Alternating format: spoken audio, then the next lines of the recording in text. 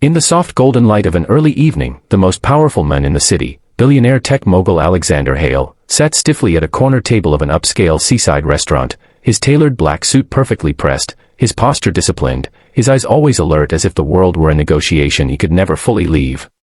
Across from him sat his 3-year-old daughter, Lily, her tiny legs swinging under the table, her cheeks rosy, her blue eyes bright with innocent curiosity. This dinner was rare. Alexander's life was usually consumed by boardrooms, mergers, private jets, and silent penthouse nights where wealth echoed louder than laughter. Tonight was supposed to be simple, just a quiet meal after a charity gala, but simplicity had never stayed long in his life. As the waiter poured water and stepped away, Lily suddenly froze, her little hand clutching Alexander's sleeve. Her eyes locked onto something behind him. Before he could ask what was wrong, she stood up on her chair, pointing with a small trembling finger toward the far end of the restaurant and said, loud enough to cut through the low murmur of conversations, "Daddy, that's Mom."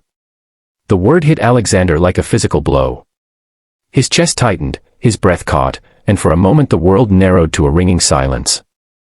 "Lily," he said sharply but gently, forcing calm into his voice, "you don't have a mom. You know that."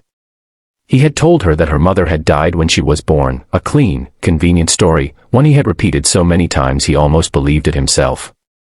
But Lily shook her head fiercely, curls bouncing. "No. That's her," she insisted, pointing again. Reluctantly, Alexander turned. His gaze followed Lily's finger to a young waitress weaving between tables with a tray balanced on one hand. She was dressed simply in a cream blouse and dark apron, her hair pulled back into a loose ponytail, strands escaping around her face. At first glance, she was unremarkable, until she looked up. When her eyes met Alexander's, his world tilted. The resemblance was impossible to ignore. The same curve of the eyes Lily had. The same small dimple near the left cheek. The same way her lips pressed together when nervous. His heart began to pound, memories clawing their way out from a place he had buried years ago. Her name rose in his mind like a ghost, Emma. 8 years earlier, before the billions, before the fame, before the walls he had built around himself, there had been Emma, kind, stubborn, brilliant Emma, the woman who had loved him when all he had was a risky startup and sleepless nights. The woman he had pushed away when success came roaring in and fear followed close behind. The waitress faltered for half a second, nearly dropping the tray, her face draining of color. She knew him. He could see it. Their eyes locked, and in that instant, years of silence screamed between them. Lily wriggled free of Alexander's grip and hopped down from the chair, toddling toward the woman with fearless certainty. "Mom," she called. Gasps rippled through the restaurant. Emma's hands shook as she set the tray down, her knees threatening to buckle. "No," she whispered, more to herself than anyone else. "This can't be happening." Alexander stood slowly, every movement heavy, deliberate, his mind racing faster than it ever had in a boardroom. "Emma," he said, his voice barely audible. She looked at Lily, then back at him, tears flooding her eyes. "You said you didn't want us," she said quietly, pain sharpening every word. "You said a baby would ruin everything." The accusation cut deep because it was true, or at least, it had been once. Lily reached Emma and wrapped her arms around her legs, pressing her cheek against her apron as if she had done it 1,000 times before. "I missed you," Lily murmured.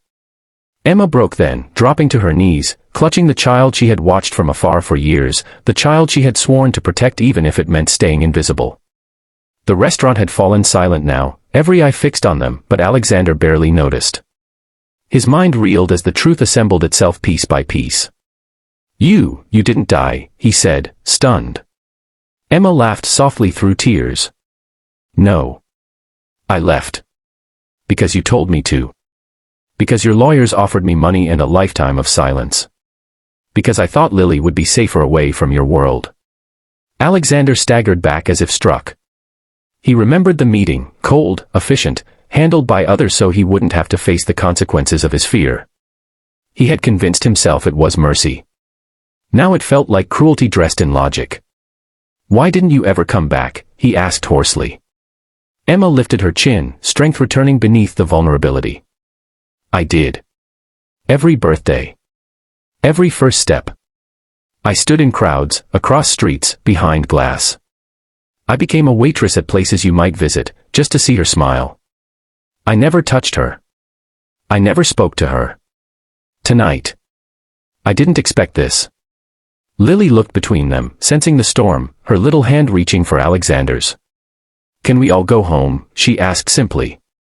That question, so small, so pure, shattered the last wall Alexander had left. He knelt down, meeting Emma's gaze at eye level. I was wrong, he said, voice breaking. About everything. The words cost him more than any deal he had ever lost. Emma studied him, searching for sincerity, for change, for proof that this wasn't just shock speaking. You can't buy your way out of this, she said. If you walk into her life now, it's forever. Alexander nodded without hesitation. I want forever, he said. With both of you. What followed wasn't a fairy tale ending but a beginning, messy, public, real. The story exploded across media within hours, headlines screaming about the billionaire, the secret child, the waitress mother. But behind closed doors, something quieter happened. Alexander stepped back from his empire, learning school schedules instead of stock charts. Emma stopped hiding, finding her voice again.